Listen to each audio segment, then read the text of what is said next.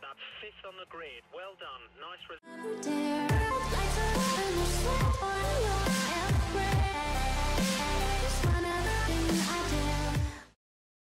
Hello everyone, I'm Harrison101 and welcome to the Bahrain Grand Prix for episode 23 of our Formula 1 2013 career mode Let's Play with Red Bull Racing. And as you can see, my qualifying didn't go particularly well. I mean, for me, P5 is a little bit disappointing. I can understand why. As you can see, I was 4/10 off pole, and a little bit disappointing, but the reason why I'm 5th more than anything else is because the top 4, you can see here, Alonso, Vettel, Rosberg, Hamilton, were covered by half a tenth. I might flash up the picture real quick of the qualifying session. Well, you've probably already seen it because I put the qualifying lap in these videos now, so yeah, half a tenth covering the top 4. That's ridiculous. It's like someone's dropped me in a MotoGP 13 qualifying session, or something along those lines. Temperature's down, which will help the tyre wear a little bit. But yeah, here's the setup. Again, I borrowed it from my man TRL Limitless. Might up the front wing to 2-1 actually. Get a little bit more cornering speed. But besides that, it's his setup from his videos. Again, if you haven't seen TRL Limitless, check him out. He's a brilliant racer in the AOR. I'll talk more about him in a bit as well, because that was an interesting thing that happened the other day at Silverstone, which I want to throw my 2 cents in there on. But yeah, just got to close my door real quick. And yeah, let's do this. A lot of stuff I want to talk about in this video, actually, if I get a chance, because you know me, I go off on one during these races, and it's a good chance for me to just talk about stuff, you know. First of all, we're getting pretty close to 5,000 now, subscriber-wise, about 30 away now, roughly. Well, not 30, I should say 70, really. Tell your friends, spread the word, see if you can get us to 5,000, that'd be pretty sweet. I've got a couple of things planned for that, including the GT6 live lobby as well for the subscribers, so if you get a chance, check it out, it'd be pretty sweet. I'll talk about a bit more stuff in a bit here, but yeah. Let's get ready to fumble.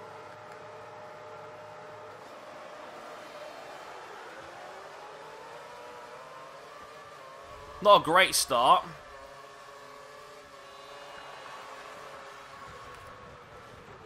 Oh, we've got a long way around here. Nowhere to go from where Rosberg's car was. Teammates are looking particularly quick here. We get both of them, we're going 3-1 into turn 3. And Alonso too. How's that for a pass?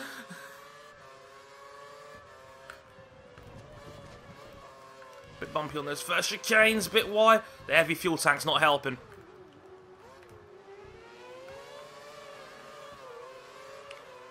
But wow, we got 3 cars in one corner.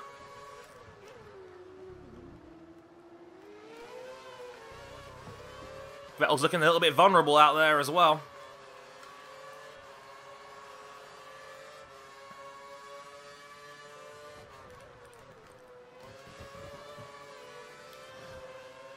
I should really have gotten used to driving this car with heavier fuel loads, but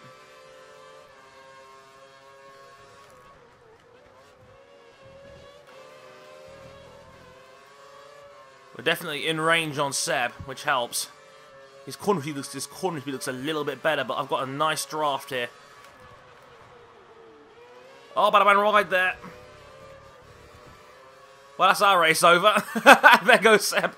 Oh, man. That was not a good corner at all. And now I've got Alonso back on my chuff with Hamilton close behind. They're going to want revenge after going 3 wide through turn 3. Ooh, a little bit overcooked on the brakes, but we're okay. Just got to get through this early phase of attack, I think, from Alonso, and I think we'll be alright.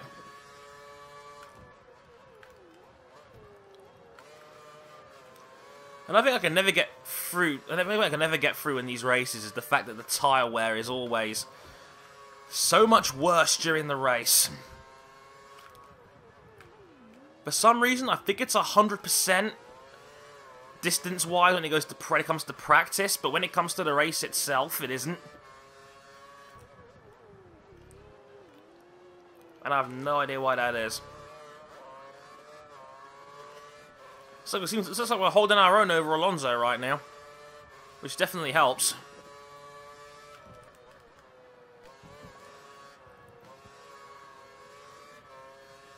But yeah, I mean, I'm gonna be honest. I'm gonna send out a little bit of an appeal right now. Can you guys go a little bit easy on TRL Limitless, please?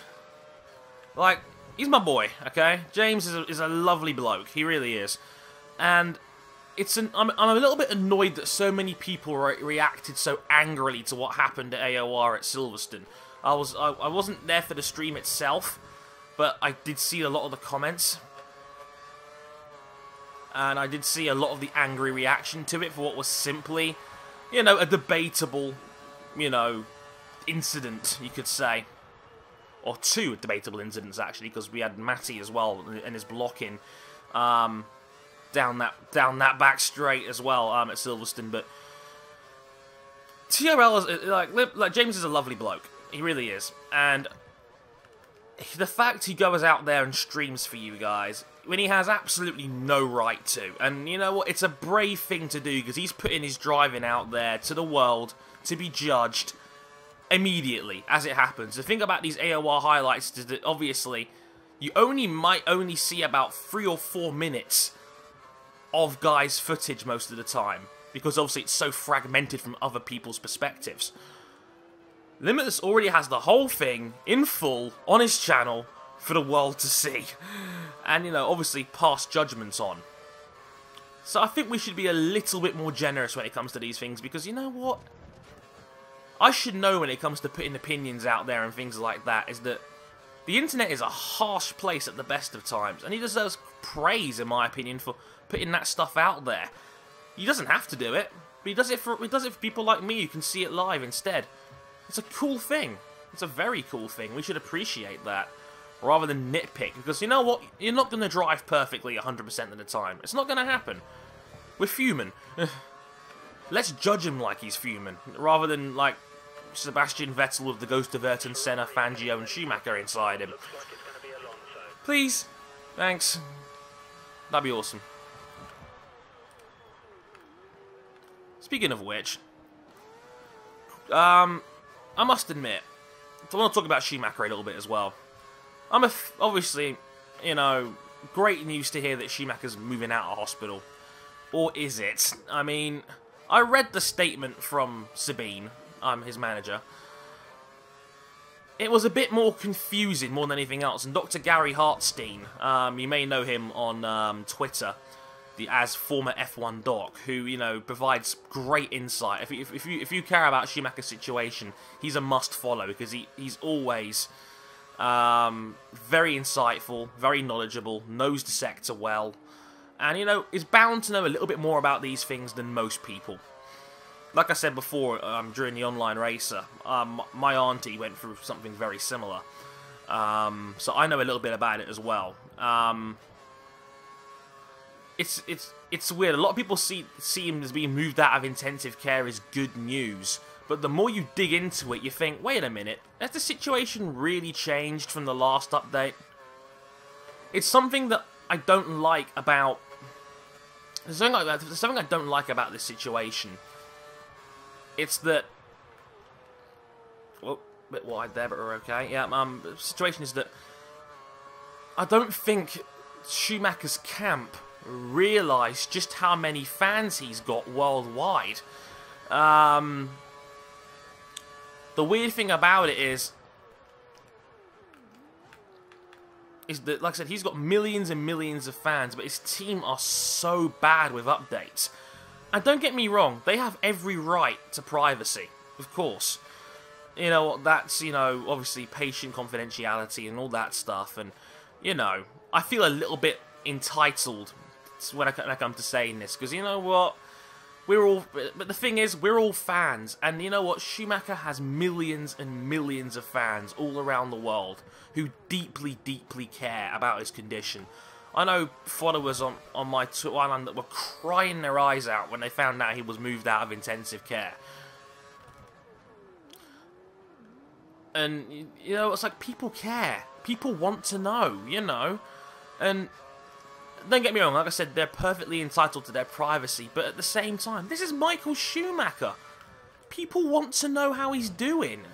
And, you know, when Sabine's coming out with these ridiculously vague and really, really short statements which don't provide a lot of information, the downside to that is that people are going to start talking, people are going to start speculating, people are going to start to form their own opinions, and people are going to start to, you know, coming out with false headlines and false stories and all that stuff.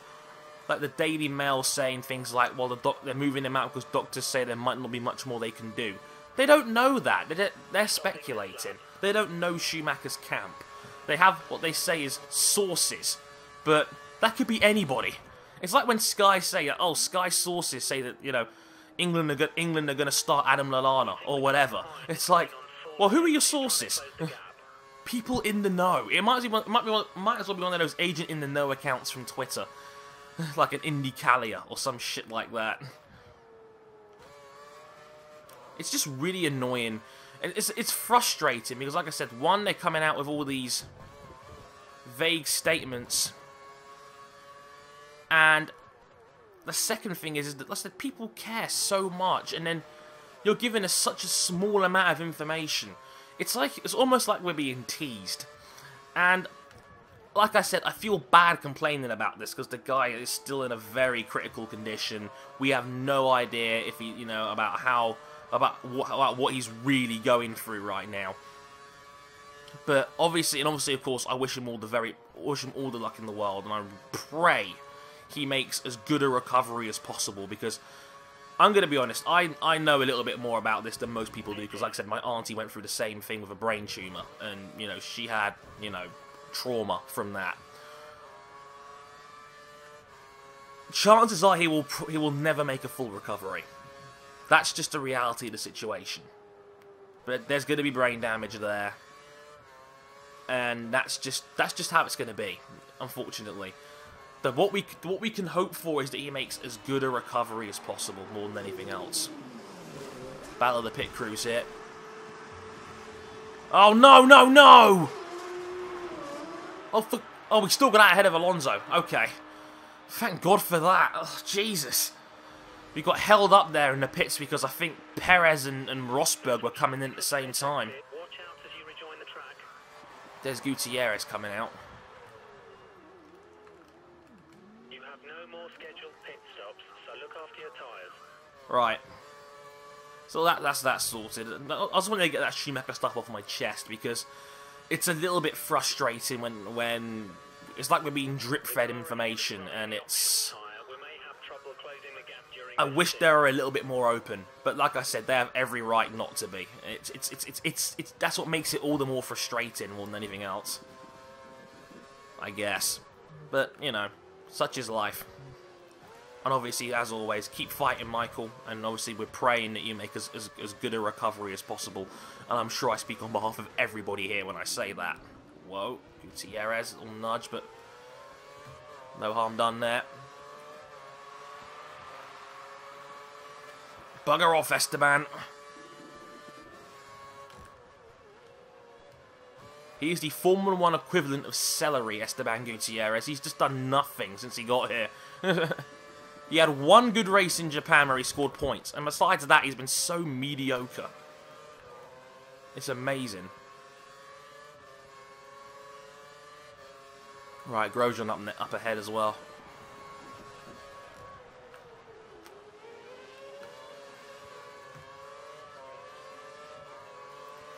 Couple of guys all going into the pits. Gives me DRS, which is nice. It's allowed me to clear Alonso a little bit as well, which should buy me a little bit of time.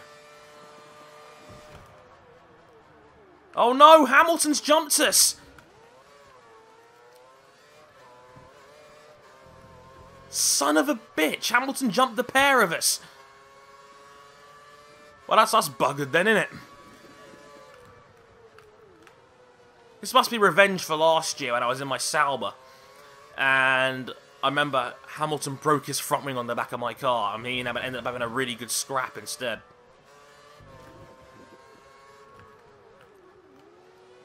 We think the car behind is running on full revs. He's trying to close the gap. Alonso's on fuel mix free apparently as well, which is another thing.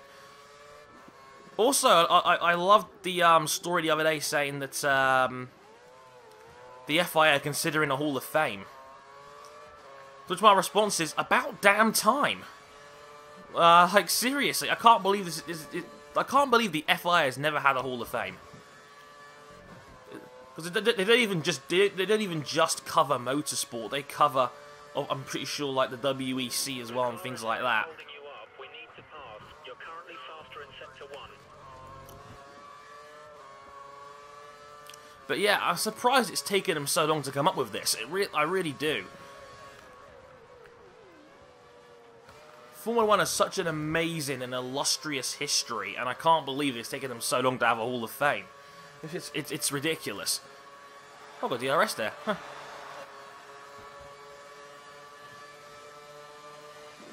Really, Alonso? Really? You're 2 places behind Sebastian. Alonso trying to move down the outside there. That's pretty bold.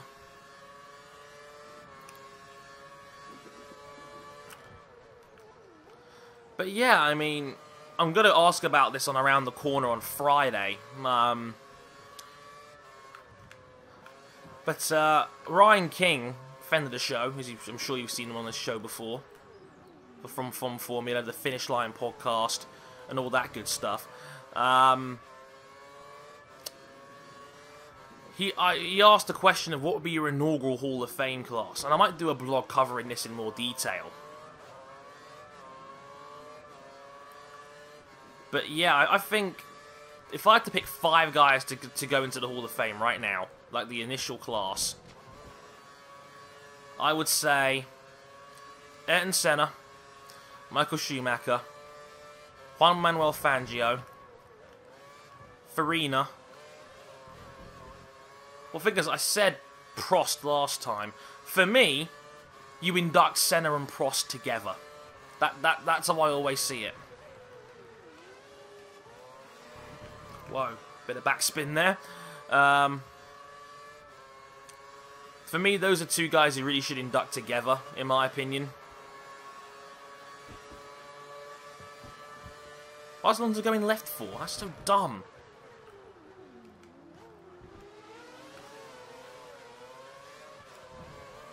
Whoa! Almost spun there from going on the curb. The thing is, Hamilton isn't breaking free from us here. It's weird.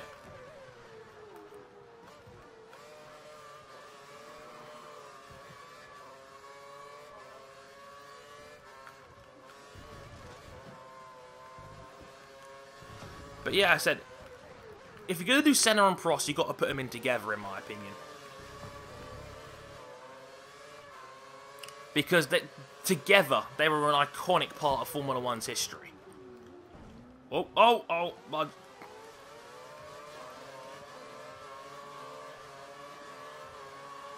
Bumped him there, but we're going to let that one slide. Oh, yes! How's that for a pass?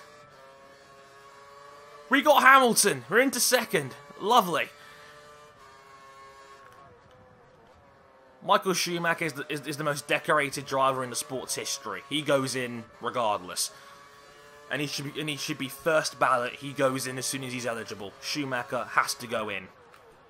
For me, the car behind is on standard revs. Fangio was the first superstar driver of Formula 1. He has to go in. You're currently matching race pace. Good job. That's the one block. Hamilton on the left.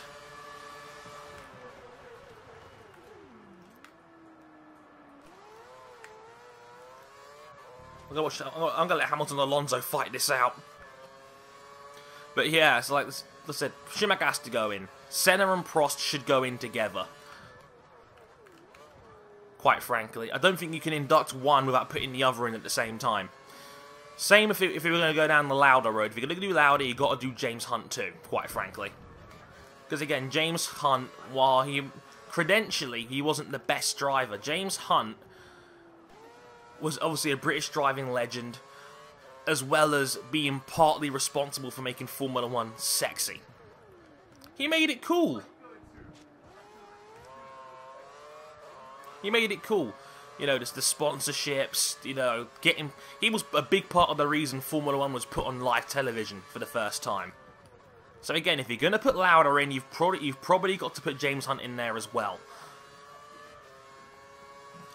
And like I said, Schumacher's the best in the modern era. The last, you know, 30 years or so, I would say, or maybe 20 years is about right, actually. Yeah, 20 years, I would say, because if you're going back to 84, you're including Senna. And that's a debate in itself. But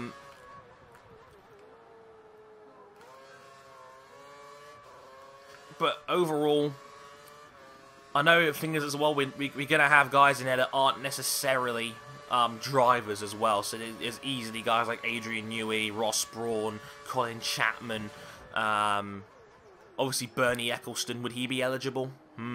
There's a debate in itself. I know for a fact Sebastian Vettel and Fernando Alonso will get in as well. Hamilton will get in, I'm sure of it.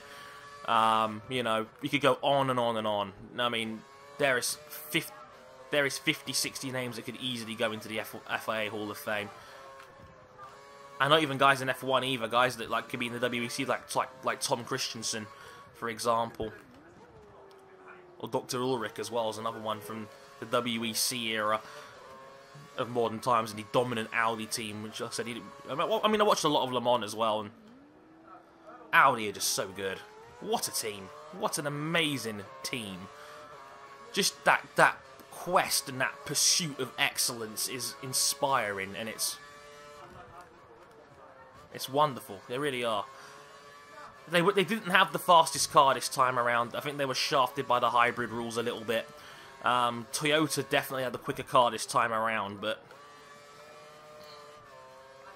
they hit problems. More often than not, the most reliable car is the one that gets you home, and in this case, it was blatantly Audi that were the most reliable. Didn't have as many problems. They lost the car early on because of the rain coming down, but overall, just a brilliant team, and you know, I have as much respect for them as I have anybody in motorsport. They are a brilliant team. Shame Christensen couldn't win again to make it 10, which would have been which just been biblical, godly, and I've run out of superlatives kind of talk. But overall, congratulations to Audi, and congratulations to Porsche as well. Porsche deserves some praise for coming back and so strong. Shame they couldn't make the end, for the full distance and whatnot, but they got them back out there at the end for the procession lap, and I love that the Audi mechanics clapped them home. That's the great thing about Audi, is that they embrace challenge, they embrace competition. They want to be pushed as hard as they can, so they can keep finding ways to get better themselves, and that is exactly what racing is all about, I'd say. You know, it's the really corny phrase of iron sharpens iron, but it's so true. Also, you know, I'm actually quite proud of this drive today. I've really been happy with this. This is the best I've driven a car in a long time around here. Not very many mistakes. Just kept it solid.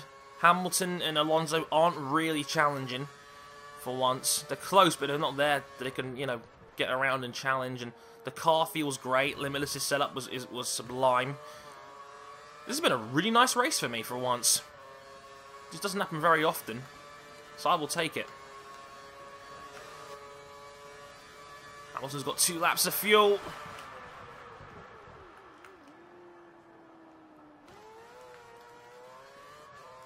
Hamilton tried it, didn't have enough.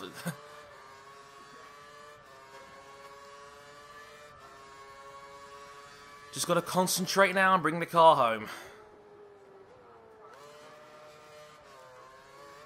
But yeah, the car's been sublime. The tyre wear's not been bad at all. Bahrain's one of the better ones for this, actually, if I'm not mistaken. Vettel's pulled off into the distance. Could have maybe had a shot at crossing him early on, but just didn't have this. Didn't get the run out of that last corner, and after that he was gone.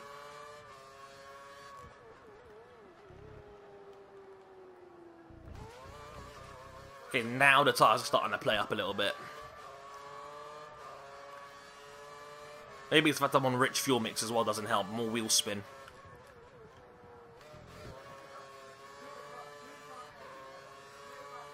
My brother's fighting outside. You might be able to hear him, but I think my microphone's not that good.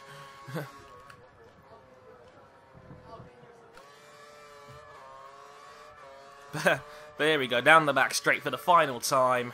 Sebastian Vettel takes the win. He's outraced me again. I'm not happy with that. Got to do something about that next round, I think. But we will take a very, very solid second place. One of the most consistent drives I've had in my career, and that felt nice. That was a really nice drive. I'm proud of that one, considering I'm just a casual guy that isn't particularly good and hasn't really got much motivation or incentive to get better. I will take that. That was a pretty sweet drive. 1-2 for Red Bull Racing. That'll take that. Lap times, I guess have a look here. 36.9, 37 dead, 37.2, 38.1, 37.8.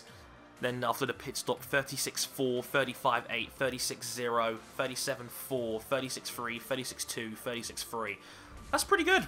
That's pretty good. I cannot complain. Hamilton 3rd, Alonso 4th, Rosberg 5th, Jenson Button in 6th, just ahead of Felipe Massa and Kimi Raikkonen. They were in a quite a close fight, weren't they? Hulkenberg 9th, and Grosjean with the last of the points in 10th. But yeah, I hope you guys enjoyed that race. As you can see, still second in the championship, now 13 points behind Vettel. Ugh. But overall, Red Bull Racing has a 56-point lead on Ferrari, which is also nice to see. So yeah, I've been Harrison101. Thank you very much for watching, and I'll catch you guys next time. Sayonara.